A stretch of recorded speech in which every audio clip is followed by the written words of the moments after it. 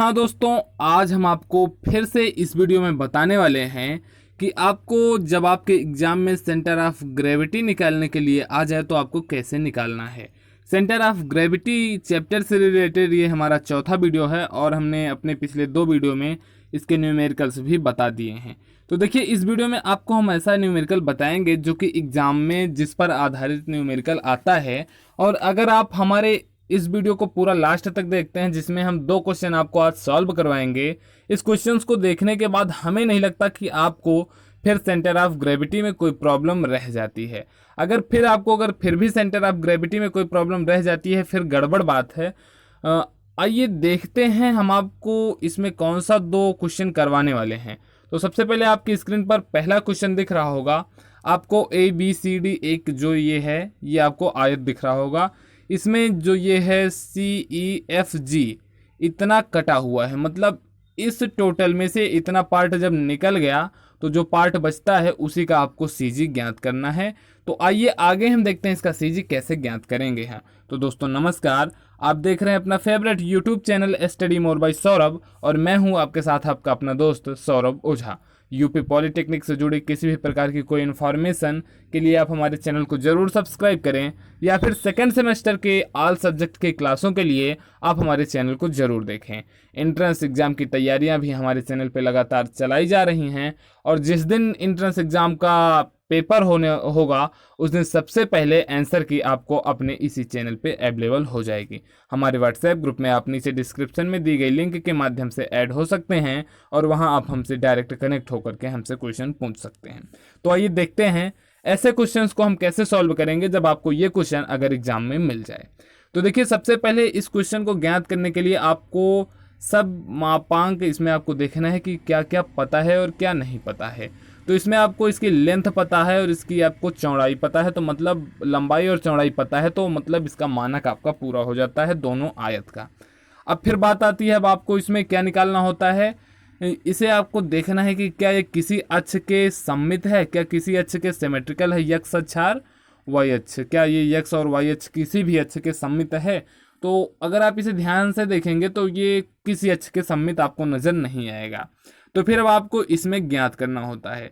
तो ज्ञात करने के लिए सबसे पहले आपको अक्ष निर्धारित करना होता है कि आपकी अक्ष जो आपका एक्सेस है वो कहाँ से है। तो आपका एक्सेस कुछ इस प्रकार से है, ये आपका मूल बिंदु हो जाएगा और इधर आपका ये एक्स अक्ष हो जाएगा और इधर आपका ऊपर की तरफ आपका वाई अक्ष हो जाएगा। ठीक है, अब आपका अक्ष निर्धारित हो गया। अब आपको इसमें एरिया ज्ञात करनी है। तो सबसे पहले अब आप इसको क्या मान लेंगे, इसको आप मान लीजिए पार्ट 1 और इस वाले छोटे वाले को आप मान लीजिए पार्ट 2। तो पार्ट 1 का जब आप एरिया ज्ञात करेंगे तो पार्ट 1 का एरिया हो जाएगा आपका, लंबाई टोटल लेंथ आपको दी गई है 80 और आपकी इसको चौड़ाई दी गई है 40। मतलब इसका जो एरिया हो जाएगा वो हो जाएगा 18 इंटू 40, मतलब 80 गुणे 40, मतलब 3200 mm²। फिर आप इस छोटे वाले का जब निकालेंगे तो छोटे वाले की आपको लंबाई दी गई है 40 और आपको चौड़ाई दी गई है 10, मतलब ये आपका हो जाएगा, चौड़ाई भी आपको 20 दी गई है, तो मतलब ये आपका हो जाएगा 20 गुणे 20, मतलब 400। अब आपको एरिया निकल आया। अब एरिया के बाद आपका एक और महत्वपूर्ण फंडा होता है, वो होता है आपको इसमें x1 y1 और x2 y2 की वैल्यू ज्ञात करनी है। तो देखिए, यही सबसे मोस्ट इंपॉर्टेंट होता है। अगर आप इसी को निकाल लेते हैं तब आप क्वेश्चन आसानी के साथ कर लेंगे। पहला फिगर जो आपको दिख रहा है, इस फिगर के लिए मान लीजिए कहीं पे CG इसका यहाँ पर है, तो इसकी CG के लिए x1 y1 की वैल्यू आपको निकालने में कोई प्रॉब्लम नहीं होगी, क्योंकि ये आयत है और आयत के लिए जो इसका x1 होगा वो हो जाएगा, टोटल लेंथ अगर आपकी 80 है तो ये हो जाएगा आपका 40। ठीक है, आपका इसमें x1 की वैल्यू आ गई 40 और y1 की वैल्यू, टोटल वैल्यू आपकी 40 है तो y1 की वैल्यू हो जाएगी आपकी 20। तो अब इसमें जब बात फंसती है वो बात फंसती है इस छोटे वाले की, मतलब जो आपको दिया गया है। अब आपको ये देखना है कि अच्छा आपकी यहाँ से है और ये वस्तु जो है, ये आपका काट जो है ये एक किनारे पर है। तो सबसे पहले अक्ष जो आपकी खींची है, इस अक्ष से उस वस्तु की आप दूरी ज्ञात करिए। तो ये आपकी अक्ष हो गई, तो अक्ष से आपकी दूरी ये कितनी हो जाएगी, 60 हो जाएगी। कैसे 60 हो जाएगी, अब आपको ये ध्यान देना है कि ये दूरी 60 कैसे हो जाएगी। टोटल लेंथ आपकी यहाँ से यहाँ तक की 80 दी हुई है और ये लेंथ आपकी 20 दी गई है, तो ये लेंथ आपकी 80 माइनस 20, मतलब ये लेंथ आपकी 60 बच जाएगी। तो ये लेंथ आपकी 60 हो गई। फिर आपको इसमें इस लेंथ के लिए अगर आप देखेंगे इसके लिए तो सी जी आपका यहाँ है, तो इसके लिए सी जी की जो x1 की वैल्यू होगी वो आपकी हो जाएगी 20/2, मतलब 20 हो जाएगी, 20/2 आप जब करेंगे तो इसके लिए x1 की वैल्यू आ जाएगी 10। ठीक है, जब 10 आ जाएगी तो टोटल लेंथ मतलब x2 का मान जो होगा वो हो जाएगा 60 + 10 मतलब 70। और जस्ट इसी प्रकार से जब आप y1 की वैल्यू निकाल लेंगे इसके लिए y2 की वैल्यू, तो y2 की वैल्यू यहाँ से यहाँ तक मतलब 20/2 मतलब 10 आ जाएगा। अब आपको सारे मानक पता चल गए हैं, अब आपको जस्ट उसी प्रकार फार्मूले में रख देना है, आपका आंसर बेहद आसानी के साथ आ जाएगा। आपको a1 की वैल्यू मिल जाएगी 80 × 40 = 3200 mm²। a2 की वैल्यू आपकी हो जाएगी 20 × 20 = 400 mm²। x1 की वैल्यू हमने निकाल के आपको बता दी थी 40, y1 की वैल्यू आपको 20 मिल गई थी। x2 की वैल्यू में आपको थोड़ी सी प्रॉब्लम हो सकती है, बट हमने आपको x2 की प्रॉब्लम, x2 भी आपको कैसे निकालना है ये भी आपको बता दिया था। ये जो 60 है ये है इसके अक्ष से उस वस्तु की दूरी, और यहाँ से जो 10 आएगा 20 बटे आप जब दो करेंगे तो वो आएगा, वो जो आपको छोटा सा वस्तु दिख रहा है उसके लिए गुरुत्व केंद्र की स्थिति उसके अक्ष से, उसके इस वाली रेखा से। ठीक है, तो ये आपका हो जाएगा 60 और +10 मतलब 70। और जस्ट उसी प्रकार y2 भी हमने आपको निकाल करके बता दिया था, y2 की वैल्यू आपकी आ जाएगी 10। अब आपको सारे मानक पता चल गए हैं, अब आपको x बार और y बार दोनों इसमें ज्ञात करना था, तो दोनों का फार्मूला आपको पता है, आप फटाफट वैल्यूज रख दीजिए, आपका क्वेश्चन सॉल्व हो जाएगा। बट यहाँ पर आपको थोड़ी सी ये बात ध्यान देनी है, आप इस फार्मूले को नोट कर लीजिए। जब आपका कहीं पर डिफरेंस दिया जाए, ठीक है, जब आपको डिफरेंस दिया जाएगा तो उसके लिए x बार की वैल्यू हो जाएगी आपकी a1 x1 - a2 x2 अपान a1 - a2। ये होता है जब आपका कोई पिंड इस प्रकार से दिया हो और उसमें कोई जब छेद कर दिया जाए, कोई काट बनी हो, और वो काट आपकी उस काट तक आपका वो पिंड नहीं है, तो आपको इसी फार्मूले का यूज इसका x बार और y बार निकालने में कर देना है। x बार की जो वैल्यू हो जाएगी ये आपकी a1 x1 - a2 x2 अपान a1 - a2 जब आप कर देंगे और इसे सॉल्व कर लेंगे तो आपका आ जाएगा 35.71। आपको इसे अपनी नोटबुक में, अपनी रफ कॉपी में इसको सॉल्व करके अच्छे से समझ लेना है। अगर आपको कुछ भी इसमें समझ में नहीं आता तो आप हमें कमेंट कर सकते हैं या फिर आप हमारे व्हाट्सएप ग्रुप में हमसे पूछ सकते हैं। जस्ट उसी प्रकार y बार की वैल्यू के लिए भी आपको वही फार्मूला आपको लगा देना है और आपका जो आ जाएगा वो हो जाएगा a1 y1 - a2 y2 अपान a1 - a2। जब आप इसको सॉल्व कर देंगे तो आपका आ जाएगा 21.42 mm। ठीक है, तो इस तरह से आपका x बार का जो वैल्यू है, x बार की वैल्यू भी आ गई और y बार की वैल्यू भी आ गई। आपका आंसर हो जाएगा 35.71 और 21.42। इस तरह से आप ऐसे क्वेश्चंस को सॉल्व कर सकते हैं। फिर दिखाते हैं हम आपको दूसरा क्वेश्चन। ये क्वेश्चन बहुत ही महत्वपूर्ण है, इस क्वेश्चन को आप बिल्कुल बेहद ध्यान से देखिए, क्योंकि ये क्वेश्चन आपको एग्जाम में फंसा सकता है और ये क्वेश्चन आपका एग्जाम में आ सकता है। ये आपको दिख रहा है एक ये अर्धवृत्त है, थोड़ा कम से ही फिगर बना होगा, लेकिन ये आपका रियलिटी में एक अर्धवृत्त है जो कि इस तरह से है और इसके बीच का ये जो पार्ट है ये पार्ट आपका खाली है। आपको इसका सीजी ज्ञात करना है। तो देखिए, आपको इसका सीजी ज्ञात करने के लिए सबसे पहले आपको इसका रेडियस देखना होगा, इस बड़े वाले का। बड़े वाले जब वृत्त का आप रेडियस देखेंगे तो टोटल लेंथ आपको 160 दी गई है, तो इसकी रेडियस हो जाएगी 80। और इस जो छोटा वाला वृत्त आपको दिख रहा है, छोटे वाले वृत्त के लिए आप देखेंगे इसकी आपको पूरा व्यास दिया गया है 80, तो इसका रेडियस जो हो जाएगा वो हो जाएगा 40। मतलब बड़े वाले वृत्त के लिए आपका रेडियस जो आया था वो आया था 80 और छोटे वाले वृत्त के लिए आपका जो रेडियस आया था 40। आपको केवल इसमें रेडियस ज्ञात कर लेना है, बाकी हम आपको आगे बता रहे हैं कि आपको इसको कैसे सॉल्व करना है।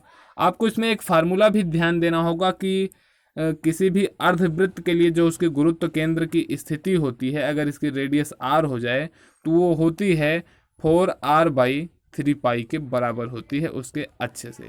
ठीक है, ये लेंथ आपकी 4r/3π हो जाएगी अगर ये इसके सी की वैल्यू हो तो। ठीक है, समझ में आया। ये अगर इसके सी की वैल्यू हो जाएगी तो ये दूरी आपकी 4r/3π होती है। तो बस आपको इसी को आपको यूज करना है, बस आपका ये सॉल्व हो जाएगा। आपको सबसे पहले इस फिगर में एरिया निकाल लेना है। तो r1 की वैल्यू आपकी मान लेते हैं हम 40 है, छोटा वाला वृत्त, और आपका r2 जो है वो आपका बड़ा वाला वृत्त है। तो एरिया के लिए हम जानते हैं कि जो वृत्त होता है उसका एरिया क्या होता है, उसका एरिया होता है πr²।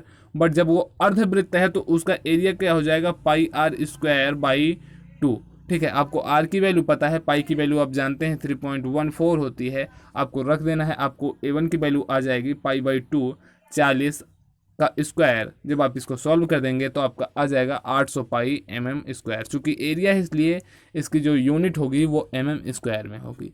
जस्ट उसी प्रकार से आप A2 की वैल्यू ज्ञात करेंगे तो A2 इज इक्वल टू हो जाएगा पाई बाई 2 80 का square is equal to 3200 pi mm²। मतलब A1 की वैल्यू आपकी ये आ गई, A2 की वैल्यू आपको ये आ गई। अब इसमें आपको ये देखना है, एक चीज़ और दिखा दें हम आपको इस फिगर में, आपको ये देखना है कि क्या ये किसी अक्ष के सममित है। तो आप जब इसे ध्यान से देखेंगे तो ये आपका वाई अक्ष के सममित फिगर है। अगर आप इस पार्ट को उठा करके घुमा के इधर फिट करेंगे तो ये टोटली फिट हो जाएगा, और चाहे आप इस तरफ वाले पार्ट को उठा करके इस तरफ फिट कर दें तब भी ये टोटली फिट हो जाएगा। मतलब ये जो फिगर आपका है ये आपका वाई अक्ष के जो है ये सममित है। तो इसलिए आपको इसमें क्या ज्ञात करना है, आपको इसमें ओनली और ओनली वाई बार की वैल्यू ज्ञात करनी है। तो देखिए आपको कैसे ज्ञात करना है वाई बार की वैल्यू। ठीक है, समझ में आया। ये वाई अक्ष के सिमेट्रिकल है इसलिए इसमें केवल आपको वाई बार की वैल्यू ज्ञात करनी है। तो देखते हैं हम इसमें केवल वाई बार की वैल्यू ज्ञात करने के लिए सबसे पहले आपको y1 y2 ज्ञात करना होगा। तो y1 y2 को ज्ञात करने के लिए हमने आपको फार्मूला बता दिया था कि जो होता है उसका मान क्या होता है 4/3 पाई के बराबर होता है।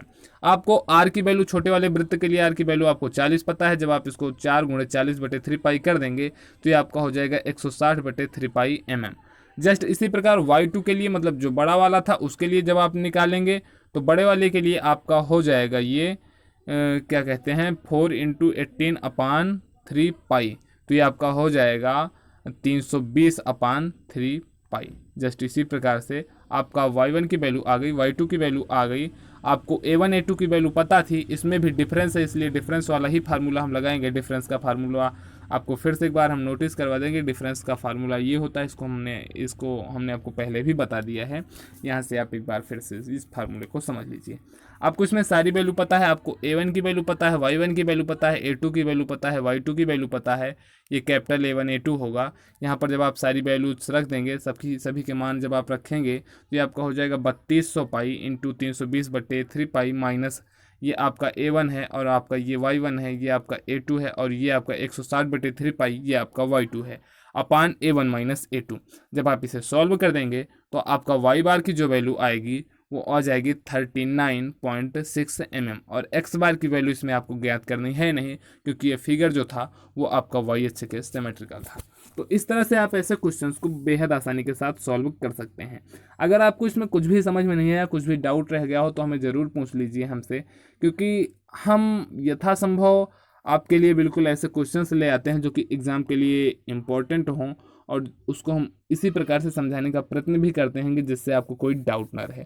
अगर फिर भी कोई डाउट रह जाता है तो आप हमारे चाहे व्हाट्सएप ग्रुप में हमसे पूछ सकते हैं या फिर आप वीडियो के नीचे कमेंट करके हमसे पूछ सकते हैं। तो दोस्तों उम्मीद है आज का वीडियो आपको पसंद आया होगा। अगर वीडियो पसंद आया हो तो प्लीज़ चैनल को ज़रूर सब्सक्राइब कर दीजिएगा, अपने दोस्तों में ज़रूर शेयर कर दीजिएगा, क्योंकि इसके बाद हम और अपना जो अगला वीडियो लेकर के आने वाले हैं अप्लाइड मैकेनिक्स से रिलेटेड, वो भी बहुत महत्वपूर्ण होगा। उसमें भी आपको कुछ ऐसे ही क्वेश्चंस बताए जाएंगे जो कि एग्ज़ाम के दृष्टिकोण से बहुत बहुत बहुत इम्पोर्टेंट है।